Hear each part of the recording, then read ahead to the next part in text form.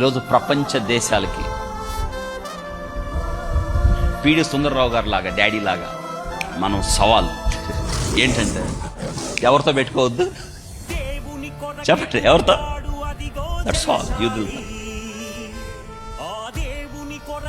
ఒకసారి పిడి సుందరరావు గారు అసలు అద్భుతంగా స్టేట్మెంట్ ఇస్తూ ఉంటాడు. ఎవరి వల్ల కాదు, అంత ధైర్యంతో, ఎవరి వల్ల కాదు. అలాంటి కూడా ఆశీర్వాదమే.